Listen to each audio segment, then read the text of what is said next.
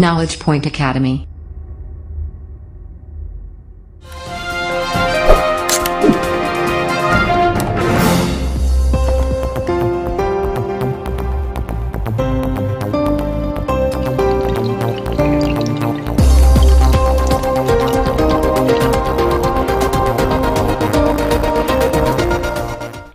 नमस्कार विद्यार्थी मित्रों, knowledge point academy YouTube channel में हूँ रुचिता पागड़ार आपनु हार्दिक स्वागत करूँ छूँ। आ वीडियोनी पीडीएफ मेळववा माटे knowledge point academy Telegram channel join करो कि जेनी लिंक नीचे डिस्क्रिप्शन बॉक्स में आपी देवामां आवी छे। तो जोईए आजनु करंट अफेर्स। फर्स्ट क्वेश्चन, नीचेनामांथी कोनो बायोचरना फायदाओमां समावेश थतो नथी? पहेलुं छे कार्बन सिंक तरीके, बीजू एसिडिक जमीननी फळद्रुपता વધારવા માટે, ત્રીજું કૃષિ ઉત્પાદકતા વધારવા માટે તથા ચોથું પાંદડા અને જમીનને લીધે થતા રોગો સામે રક્ષણ આપવા। ઓપ્શન જોઈએ, પહેલું, બીજું, ત્રીજું અને ચોથું, પહેલું, બીજું અને ચોથું, બીજું, ત્રીજું અને ચોથું કે પહેલું, ત્રીજું અને ચોથું। તો અહીં આપણો આન્સર હશે ઓપ્શન એ, એટલે કે પહેલું, બીજું, ત્રીજું અને ચોથું। ચારે ચાર વિધાનો એટલે કે ચારે ચાર ફાયદાઓ સાચા છે। બાયોચરમાં આ બધા જ ફાયદાઓ થાય છે। તો જોઈએ આ બાયોચર વિશે માહિતી। તો બાયોચર એ બે શબ્દોથી બનેલો શબ્દ છે। કેવો છે? બે શબ્દોથી બનેલો શબ્દ છે। તો કયા કયા છે એ? બાયો ખાતર અને ચારકોલ। આ બંને શબ્દોથી બન્યું છે બાયોચર, એટલે કે આપણે જેને બાયો ફર્ટિલાઇઝર પણ કહીએ છીએ। તો બાયો ફર્ટિલાઇઝર એ એવા પદાर्थो छे के जेमां सूक्ष्म जीवो होय छे, ते जमीनमां उमेरवामां आवे त्यारे तेनी फळद्रुपता वधे अने छोडना विकासने प्रोत्साहन मळे छे। तो बायोचर एक उच्च कार्बन सामग्री। जोईए बायो खातर એટલે કે બાયો ફર્ટિલાઇઝર વિશે માહિતી। તો બાયો ફર્ટિલાઇઝર્સ એ પદાર્થ છે કે જેમાં સૂક્ષ્મ જીવાણુ હોય છે કે જે છોડને આવશ્યક પોષક તત્વોની સપ્લાય વધારીને છોડ અને તેમના વિકાસને પ્રોત્સાહન આપવામાં મદદરૂપ બને છે કે જેમ તેમાં જીવંત જીવોનો સમાવેશ થાય છે, જેવા કે ફૂગ, લીલો શેવાળ, બેક્ટેરિયા વગેરે। તો બાયો ફર્ટિલાઇઝર્સ એટલે કે બાયો ખાતર નાઇટ્રોજન ફિક્સેશનની કુદરતી પ્રક્રિયા દ્વારા પોષક તત્વોનો સમાવેશ કરે છે તથા તે ફોસ્ફરસને દ્રાવ્ય બનાવે છે અને વૃદ્ધિને પ્રોત્સાહન આપતા પદાર્થોના સંશ્લેષણ દ્વારા છોડની વૃદ્ધિને ઉત્તેજિત કરે છે તથા બાયો ફર્ટિલાઇઝર્સમાં રહેલા સૂક્ષ્મ જીવો જમીનના પ્રાકૃતિક પોષક ચક્રને પુનઃ સ્થાપિત કરે છે અને જમીનમાં કાર્બનિક પદાર્થોનું નિર્માણ કરે છે। હવે બાયો ફર્ટિલાઇઝર્સના ઉપયોગો જોઈએ કે જે આપણા માટે શું શું લાભકારક છે આ બાયો ફર્ટિલાઇઝર્સ યુઝ કરવાથી। તો તેમાં જૈવ ખાતર હોય છે કે જે જમીનમાં પોષક તત્વોની ઉપલબ્ધતાઓને સુધારવાના માધ્યમ છે કે જેની સાથે સામાન્ય રીતે નાઇટ્રોજનની ખામીઓ તેને તે परिपूर्ण करे छे। जैविक खातर तकनीकी रीते जीवे छे के तेथी ते छोड़ना मूळ साथे सहजीवन साथे संकळाયેલું रहे छे तथा सूक्ष्म जीवो जटिल कार्बनिक सामग्रीने सरळताथी संयोजનમાં રૂપાંતરિત કરી શકે છે જેથી છોડ દ્વારા તેની ફળદ્રુપતામાં વધારો થઈ શકે તથા તે જમીનની રચના અને છોડની ઉપજોને સુધારે છે। તે પેથોજેન્સ ने विकसित थवा देता नहीं तथा तेओ इको फ्रेंडली अने खर्च असरकारक छे। ते प्राकृतिक खातरो होवाथी पर्यावरणने प्रदूषकोथी सुरक्षित करे छे तथा तेना जमीनमा हाजर रहेवाथी घणा हानिकारक पदार्थोनो नाश करे छे के जे छोडना रोगोनुं कारण पण बनी शकतुं होय। घणी वखत तेना घटको जोईए तो बायो कम्पोस्ट के जे खांड उद्योगमांथी मुक्त करायेल कचरा सामग्रीथी बनेला पर्यावरण मित्र जेवा उत्पादनमांथी एक છે કે જે વિઘટન થાય છે તથા તે માનવ મૈત્રીપૂર્ણ બેક્ટેરિયા, ફૂગ અને વિવિધ છોડો સાથે વિસ્તૃત થતો જાય છે। વર્મી કમ્પોસ્ટ કે તે પણ એક પર્યાવરણીય મિત્ર એવા કાર્બનિક ખાતર છે કે જેમાં વિટામિન, હોર્મોન્સ, કાર્બન, સલ્ફર, એન્ટીબાયોટિક્સનો સમાવેશ થાય છે કે જેની ઉપજની માત્રા અને ગુણવત્તા વધારવામાં ખૂબ જ મદદરૂપ થાય છે તથા જમીનને ફળદ્રુપતામાં સુધારો લાવવા માટે એ ઝડપીથી કાર્ય કરે છે। બાયો ફર્ટિલાઇઝર તરીકે ઉપયોગમાં લેવાતા સૂક્ષ્મ જીવો જોઈએ તો તેમાં છે રાઇઝોબિયમ, એઝોટોબેક્ટર અને એઝોસ્પિરિલિયમ।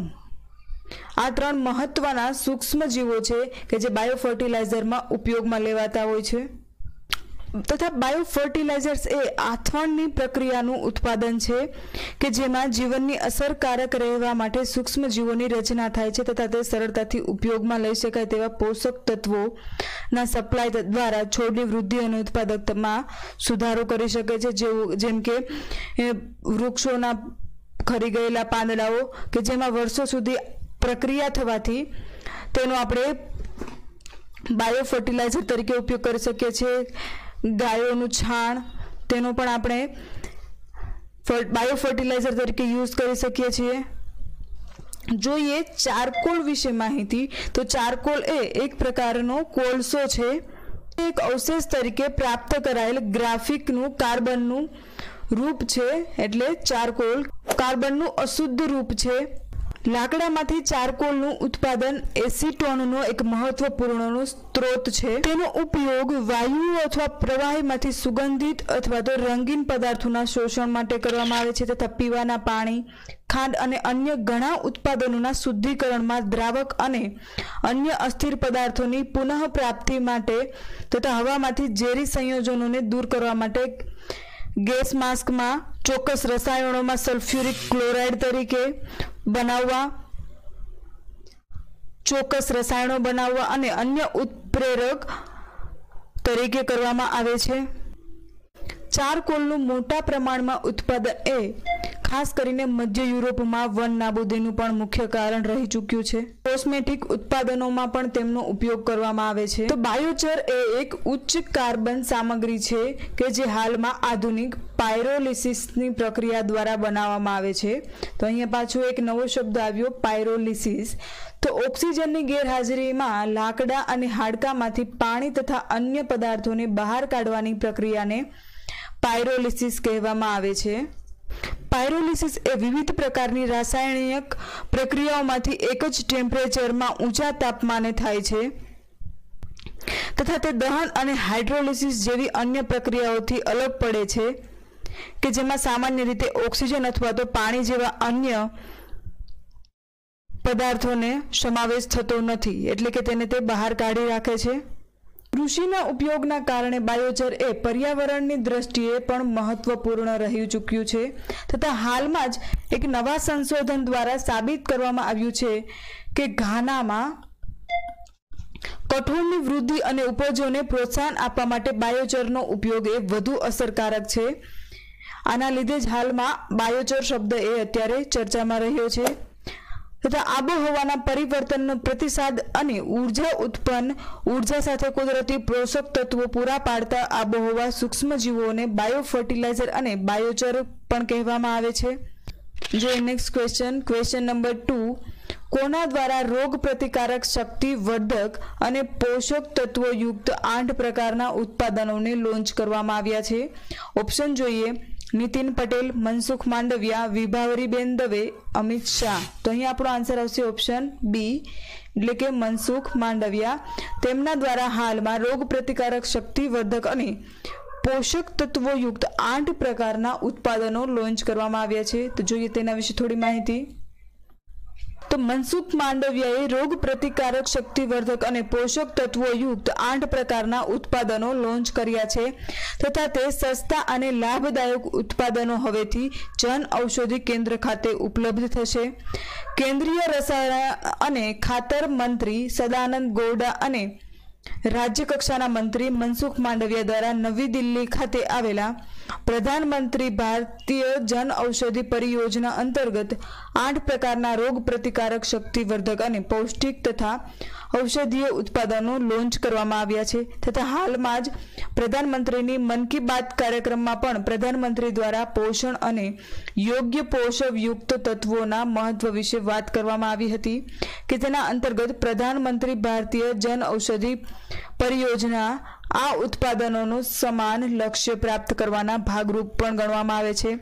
ઉત્પાદનનો લોન્ચ કરવા દરમિયાન મનસુખ માંડવિયા દ્વારા જણાવવામાં આવ્યું હતું કે પ્રધાનમંત્રી ભારતીય જન ઔષધિ યોજના દેશના સામાન્ય નાગરિકો, ગરીબો અને મધ્યમ વર્ગને સમર્પિત છે તથા તેના અંતર્ગત આશરે દેશમાં 2500 કરોડ જેટલા લોકોને સસ્તી દવાઓ ઉપલબ્ધ થશે। જોઈએ next question number 3, Kennedy space centre ક્યાં આવેલું છે? ઓપ્શન જોઈએ કેનેડા, રશિયા, અમેરિકા કે જાપાન। તો અહીં આપણો આન્સર આવશે ઓપ્શન સી એટલે કે અમેરિકા। અમેરિકામાં કેનેડી સ્પેસ સેન્ટર આવેલું છે। તો જોઈએ તે હાલ કેમ ચર્ચામાં આવ્યું છે? તો તે હાલ સ્પેક્ટ્રોમીટરના કારણે ચર્ચામાં રહ્યું છે। તો જોઈએ તેના વિશે ડિટેલમાં માહિતી। Institute of genomics and integrity biology and national centre for disease કંટ્રોલના શોધકર્તા દ્વારા ઉપયોગ કરીને RT-PCRના પરીક્ષણની સાપેક્ષે 95% સંવેદનશીલતા અને 100% સ્પષ્ટતા સાથે કોરોનાની જાણ લગાવવા માટે સમર્થ છે। માસ સ્પેક્ટ્રોમીટરના માધ્યમથી કોવિડ-19ની જાણકારી મેળવવા માત્ર 3 મિનિટનો જ સમય લાગે છે।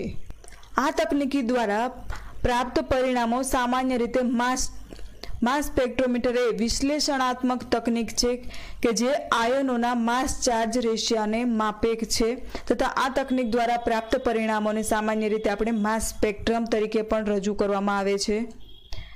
આ નવી પ્રક્રિયા એ પેપ્ટાઇડ્સ ઉપસ્થિતિની જાણકારી મેળવવા પર નિર્ભર કરે છે કે જે SARS-CoV-2 વાયરસમાં જ હાજર હોય છે અને કોઈ પણ અન્ય કોરોના વાયરસ અથવા અન્ય કોઈ વાયરસમાં મળી આવતું નથી તથા SARS-CoV-2 એ વાયરસમાં 7 અદ્વિતીય પેપ્ટાઇડ્સ મળી આવ્યા હતા તથા આ વાયરસની ઝડપથી જાણકારી મેળવવા માટે માત્ર 2 પેપ્ટાઇડ્સનો જ ઉપયોગ કરવામાં આવે છે। તો જોઈએ તે કયા છે? તો આ પેપ્ટાઇડ્સમાંથી એક છે સ્પાઇક પ્રોટીન અને જ્યારે બીજું છે હેપ્લિકેસ પ્રોટીન। કયા છે? સ્પાઇક પ્રોટીન અને હેપ્લિકેસ પ્રોટીન।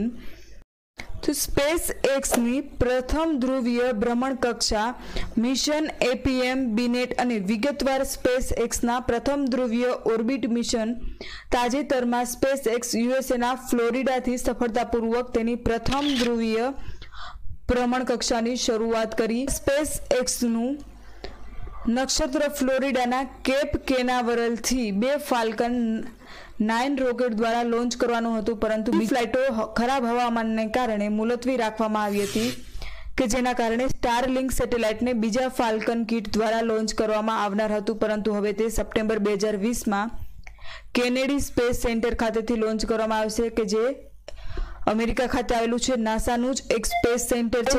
9 મિશન દ્વારા 3 પેલોડ શરૂ કરાયા હતા કે જેમાં શાઓકોમ 1B કૃત્રિમ એપર્ચર રડાર સેટેલાઇટ અને ટાઇવેકને સામેલ કરવામાં આવ્યા હતા તથા તેના અંતર્ગત પ્લેનેટિક્યુ કંપનીના 2 ઉપગ્રહો ગ્નોમેસ 1 અને ટાઇવેક 0172નો સમાવેશ કરવામાં આવ્યો હતો। તો જોઈએ અહીં શાઓકોમ 1B વિશે માહિતી। તો તે અવકાશયાન એલ બેન્ડ સ્ટેડિયેબલ સિન્થેટિક એપર્ચર રડાર દ્વારા પૃથ્વી પર દિવસ અને રાતની બધી મોસમી ઘટનાઓને સ્કેન કરશે। ગ્નોમેસ 1 વિશે જોઈએ તો તેના દ્વારા માઇક્રો સેટેલાઇટ કોલોરાડો કે જે યુએસએમાં સ્થિત એક કંપની છે તે પ્લેનેટિક્યુ દ્વારા આશરે 20 નાના અવકાશયાન વિકસિત કરવામાં આવતા માઇક્રો સેટેલાઇટની યોજના છે કે જેમાંથી પ્રથમ તે જીપીએસ ગ્લોનાસ ગેલેલિયો અને બીડોવ નેવિગેશન ઉપગ્રહો દ્વારા પ્રસારિત સંકેતોને આધારે વાતાવરણની અસરોને માપવા માટે રેડિયો ત્રિજ્યા ડેટા એકત્રિત કરે છે કે જેના આધાર પર હવામાનની આગાહી કરી શકાય।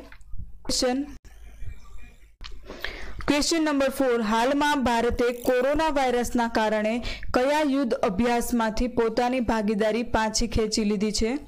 ઓપ્શન જોઈએ ઇન્દ્ર યુદ્ધ અભ્યાસ, સૂર્યકિરણ યુદ્ધ અભ્યાસ, ગરુડ શક્તિ કે સંપ્રતિ। તો અહીં આપણો આન્સર આવશે ઓપ્શન એ ઇન્દ્ર યુદ્ધ અભ્યાસમાંથી ભારતે કોરોના વાયરસના કારણે પોતાની ભાગીદારી પાછી ખેંચી લીધી છે।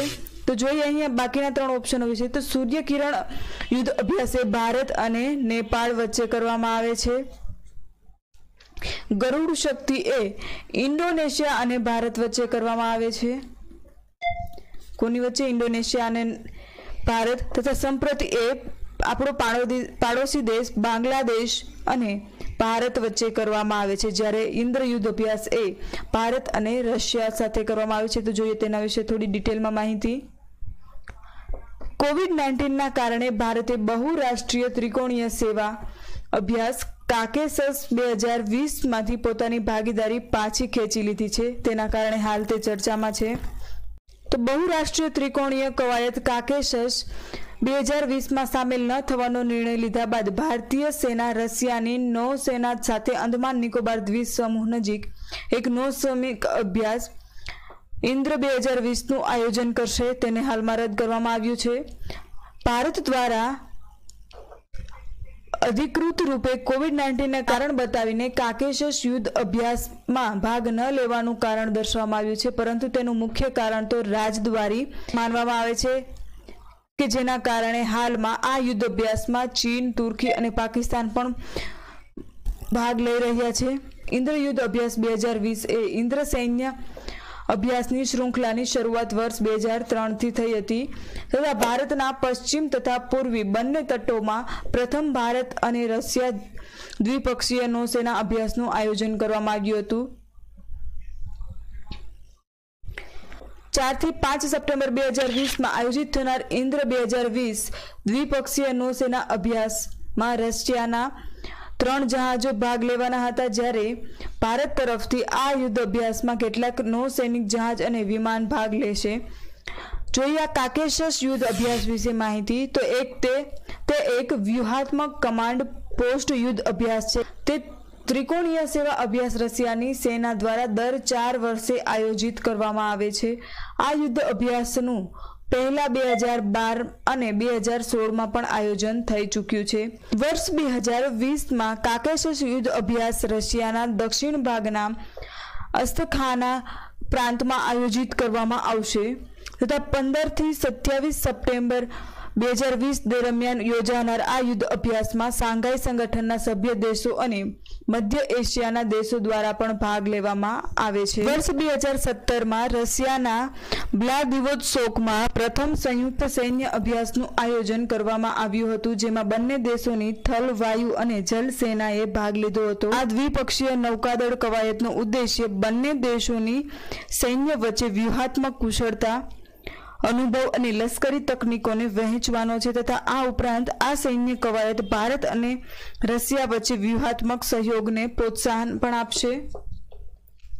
જોઈએ નેક્સ્ટ ક્વેશ્ચન નંબર 5। બોડો આદિજાતિ સમુદાયો કયા રાજ્યમાં જોવા મળે છે? ઓપ્શન જોઈએ અસમ, મેઘાલય, ત્રિપુરા કે ઓડિશા। તો અહીં આપણો આન્સર આવશે ઓપ્શન ડી એટલે કે ઓડિશા। બોડો આદિજાતિ સમુદાયો એ ઓડિશા રાજ્યમાં જોવા મળે છે। જોઈએ બોડો આદિવાસી વિશે થોડી માહિતી।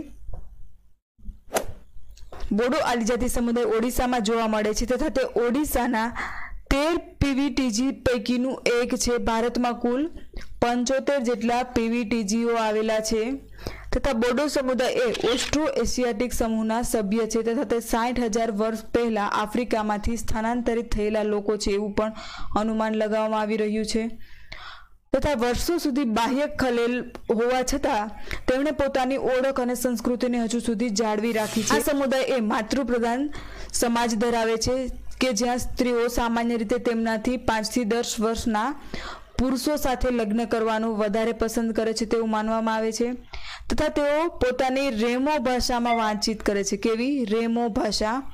આ ભાષા ઓસ્ટ્રો એશિયાટિક તથા મુંડારી સમૂહ હેઠળ તેનો સમાવેશ થાય છે। જોઈએ નેક્સ્ટ ક્વેશ્ચન નંબર 6। રાષ્ટ્રીય ટ્રાન્સજેન્ડર પરિષદના સભ્યોનો કાર્યકાળ કેટલા વર્ષનો હોય છે? તો હાલમાં જ રાષ્ટ્રીય ટ્રાન્સજેન્ડર પરિષદની સ્થાપના કરવામાં આવી છે, તો તેના સભ્યોનો કાર્ય કેટલો હોય છે? તો ઓપ્શન જોઈએ 2 વર્ષ, 3 વર્ષ, 5 વર્ષ કે 6 વર્ષ। તો તેના સભ્યોનો કાર્યકાળ હોય છે 5 વર્ષનો। જોઈએ રાષ્ટ્રીય ટ્રાન્સજેન્ડર પરિષદ વિશે માહિતી। કેન્દ્ર સરકાર દ્વારા એક નોટિફિકેશન દ્વારા રાષ્ટ્રીય ટ્રાન્સજેન્ડર પરિષદ એટલે કે નેશનલ ટ્રાન્સજેન્ડર કમિટીની સ્થાપના કરવામાં આવી હતી તથા તેની સ્થાપના ટ્રાન્સજેન્ડર વ્યક્તિઓના અધિકારોના સંરક્ષણ અધિનિયમ 2019 અંતર્ગત કરવામાં આવી છે। સામાજિક ન્યાય અને અધિકારિતા મંત્રી આ પરિષદના હોદ્દાની રૂએ અધ્યક્ષ હોય છે। તથા સામાજિક ન્યાય અને અધિકારિતા રાજ્યમંત્રી હોદ્દાની રૂએ તેના ઉપાધ્યક્ષ હોય છે તથા તેમાં ટ્રાન્સજેન્ડર સમુદાયના 5 સભ્યોનો પણ સમાવેશ કરવામાં આવ્યો છે કે જે આ સભ્યો છે તે ભારતના 5 વિવિધ ભાગોમાંથી આવશે। તો તે 5 વિવિધ ભાગો કયા છે? ઉત્તર, દક્ષિણ, પૂર્વ, પશ્ચિમ તથા ઉત્તર પૂર્વ। આ 5 વિસ્તારોમાંથી આ 5 ટ્રાન્સજેન્ડર સભ્યો આવશે કે જેનો સમયગાળો કાર્યકાળ 5 વર્ષનો રહેશે। તેનું કાર્ય શું રહેશે એટલે કે આ રાષ્ટ્રીય ટ્રાન્સજેન્ડર સમિતિની રચના કરવામાં આવી છે, તો તેનું ઉદ્દેશ્ય શું છે, તેનું કાર્ય શું છે? તો તે સરકારને ટ્રાન્સજેન્ડર વ્યક્તિના સંદર્ભમાં નીતિઓ, કાર્યક્રમ, કાયદા અને પરિયોજનાઓ તૈયાર કરવામાં સલાહ આપશે તથા આ પરિષદ એ ટ્રાન્સજેન્ડરને સમાન અસર અને ધોરણ ભાગીદારી પ્રદાન કરવા સંબંધિત નીતિઓ તથા કાર્યક્રમોના પ્રભાવનું મૂલ્યાંકન કરશે તથા તેમની દેખરેખ પણ રાખશે તથા તેમાં ભારતના 5 વિભાગના એક રાજ્ય અથવા તો કેન્દ્ર શાસિત પ્રદેશમાંથી પ્રતિનિધિઓ પણ આવશે કે જે તથા આ 5 પ્રતિનિધિઓ જે લેવાના છે વિભાગમાં એક રાજ્ય કે અથવા તો કેન્દ્ર શાસિત પ્રદેશોમાંથી, તેમાં દરેક રાજ્યનો ક્રમ રોટેશન મુજબ આવશે તથા તે સિવાય 10 કેન્દ્રીય વિભાગના પ્રતિનિધિઓ પણ તેમાં સામેલ કરવામાં આવ્યા છે। જોઈએ નેક્સ્ટ ક્વેશ્ચન નંબર 7। અટલ બીમિત વ્યક્તિ કલ્યાણ યોજના અંતર્ગત રાહત સહાય સરેરાશ વેતનના 25% વધારીને કેટલી કરવામાં આવી છે? ઓપ્શન જોઈએ 33%, 50%, 30% કે 75%। તો અહીં આપણો આન્સર આવશે ઓપ્શન બી એટલે કે 50%।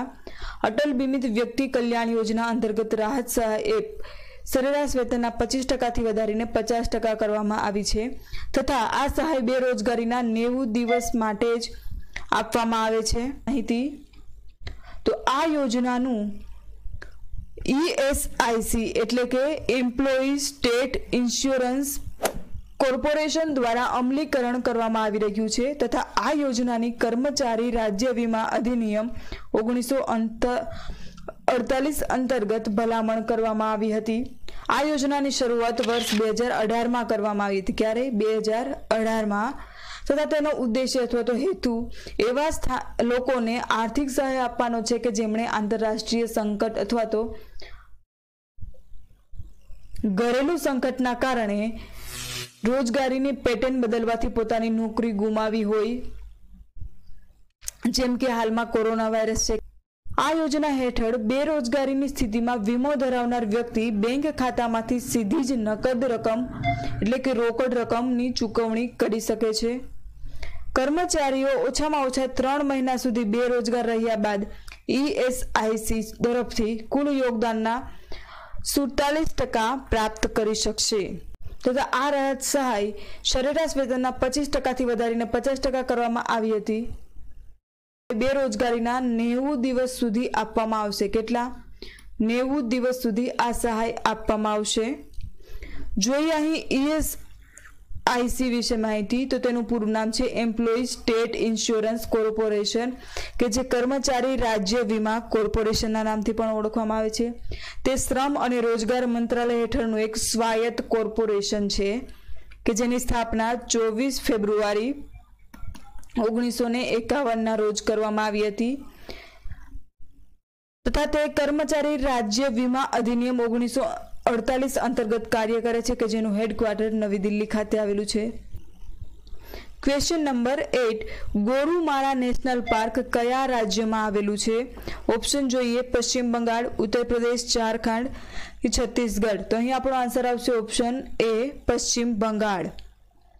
ગોરુમારા નેશનલ પાર્ક એ પશ્ચિમ બંગાળના જલપાઈગુડી જિલ્લામાં આવેલું છે। જોઈએ તે હાલ કેમ ચર્ચામાં છે।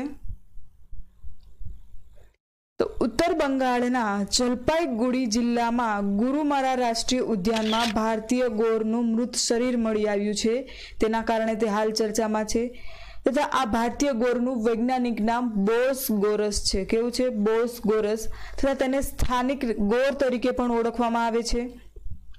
તે મૂળ રૂપથી દક્ષિણ એશિયા અને ઉત્તર પૂર્વ એશિયામાંથી મળી આવતું એક મોટું કાળું લોમથી ઢંકાયેલું ગો જાતીય પશુ છે। કેવું છે? ગો જાતીય પશુ. હાલમાં તેની સૌથી વધુ વસ્તી ભારતમાં જોવા મળે છે તથા વર્ષ 1986 થી તે આંતરરાષ્ટ્રીય પ્રકૃતિ સંરક્ષણ સંઘની લાલ યાદીમાં સૂચિબદ્ધ છે. જોઈએ અહીં ગોરુમારા નેશનલ પાર્ક વિશે થોડી માહિતી. તો તે પશ્ચિમ બંગાળના જલપાઈગુડી જિલ્લામાં આવેલું છે. તે મુખ્ય રૂપથી ભારતીય ગેંડાની વસ્તી માટે પ્રખ્યાત છે. ગોરુમારા નેશનલ પાર્ક એ ભારતીય ગેંડાની વસ્તી માટે પ્રખ્યાત છે તથા તે વર્ષ 2009 થી કેન્દ્રીય પર્યાવરણ, વન અને જલવાયુ પરિવર્તન મંત્રાલય દ્વારા આ નેશનલ પાર્કને ભારતમાં સર્વશ્રેષ્ઠ સંરક્ષિત ક્ષેત્રોમાંથી એકના રૂપમાં જાહેર કરવામાં આવ્યું હતું તથા તે પૂર્વ હિમાલયના તરાઈ ક્ષેત્રમાં આવેલું છે કે જ્યાં રોલિંગ વનો અને રિવરરાઇન ઘાસના મેદાનો આવેલા છે કે જેને પશ્ચિમ બંગાળના દ્વાર તરીકે પણ ઓળખવામાં આવે છે. આ વિડીયોની PDF મેળવવા માટે નોલેજ પોઈન્ટ એકેડમીની ટેલિગ્રામ ચેનલ જોઈન કરો.